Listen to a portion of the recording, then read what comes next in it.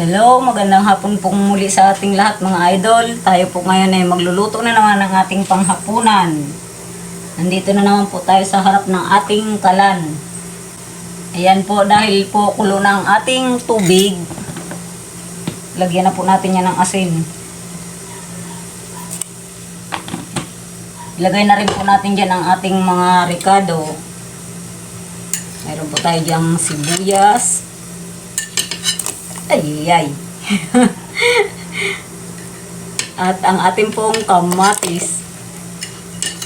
Tumatalsik po, sorry. Pakuluin lang po natin yan at lagyan rin po pala natin yan ng pamintang buo. Yan, sabay na po natin yan ang ating pamintang buo. At pakuluin po natin ng todo yan mga lods. Medyo palutuin muna natin ng konti ang mga ricado bago natin ilagay ang ating isda. Ayan, kulong-kulo na po mga idol. Ilagay na natin ang ating bangus. Ayan po. Magsigang po tayo mga idol ng bangus. Nakakamiss na rin magsabaw. Mas mahilig po kasi talaga ako sa mga ginataan. Sa may mga sauce. Ayun, bihira lang po ang mahilig sa sinigang dito. Yung mister ko pala po, siyang mahilig sa may mga sabaw. Ayan. Pag nilagay ko na po mga idol ang bangus, sinasabay ko na tong labanos kasi medyo matigas po to sa lahat ng gulay. Sabay ko na po yan dyan at hintayin ko lang po uli yung kumulo ng mga ilang minuto. Yan po. Lahat po naman ng ating mga gulay, bago tayo magluto, nahugasan na po nating mabuti yan. Lalo na po pag kangkong kasi hindi naman natin alam kung saan yung kinukuha. Wala po kasing masyadong dahon ng aking kangkong kaya bili-bili muna po tayo.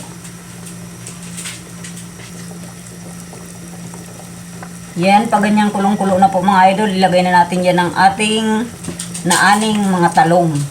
Hindi ko naman po inaubos kasi napakarami nun, tinabi ko yung iba. Ayan po ang ating talong, hiniwa ko po yan at nilagay lang sa tubig para hindi po siya umitid. Sadya nga po talagang pag may talong na itinanim, may lulutuin.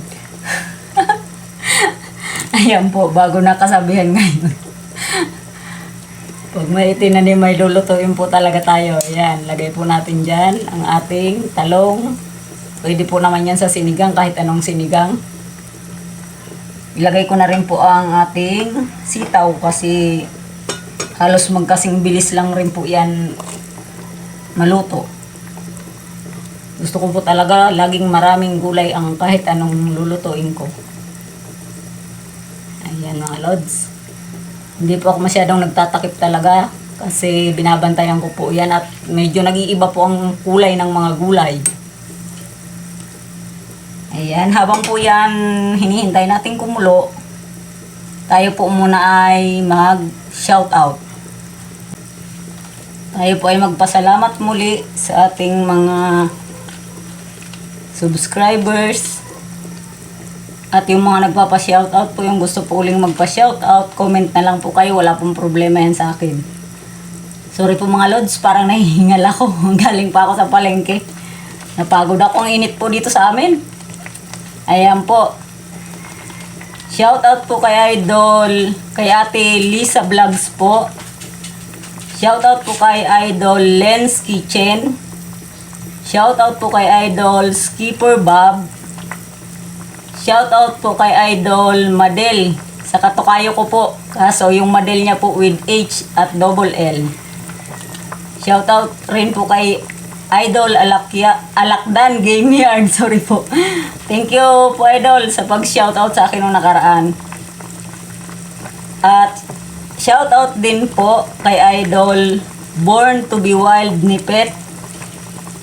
Shoutout din po kay Idol Mel Peña in Dubai Mix Vlog. Shoutout din po kay Idol Nanay Lolit Vlogs po. Shoutout rin po kay Idol Ellis K Channel. Shoutout din po kay Idol Antiken Furnitures. At shoutout po kay Idol Rex La Chica Vlog. Ayan po mga lods, shoutout po sa inyong lahat. Mega mega love shoutout po. At thank you po palagi sa support. Mag-ingat-ingat po tayo lagi. Have a blessed day po sa ating lahat. Ayan po, kulong-kulo ng mga idol at medyo nakikita ko pong luto ng kanyang sitaw. Yan pong talong, medyo luto na rin po yan. Ilagay na po natin ang ating pampaasim. Ayan po. Lagyan na rin po natin yan ng betchin. Ayan po. At maya-maya po natin, pag medyo luto na tong talong, tsaka po natin ilagay ang ating kangkong. Yan, ganyan lang po. Simple lang rin po mga lods luto ng sinigang. Tikman ko po muna kung okay na. Ayun, oks na po mga idol. Minsan-minsan po sabaw naman na maasim. Para sa akin po, yan. Pwede na natin dyan at ilagay ang ating kangkong. Ayan po. At medyo hahaluin lang rin po natin yan para lumubog at maluto ang ating kangkong.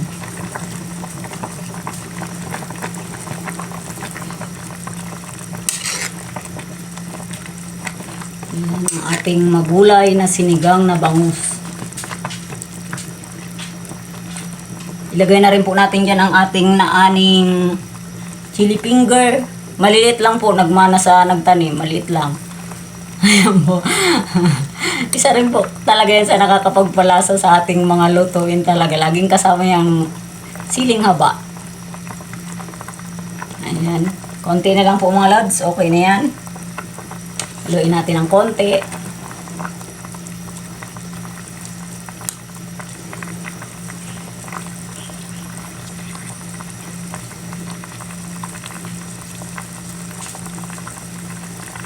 Pakuluin po muna natin ulit ng medyo konti pa.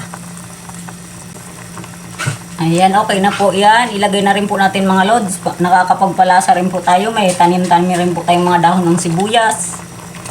Masarap rin po yan. Paborito po yung kinakain ng aking mister kahit hilaw lang. Yan na po. Done na po ang ating sinigang na bangus. Thank you po sa inyong lahat mga idol. Thank you for watching po. God bless us all po.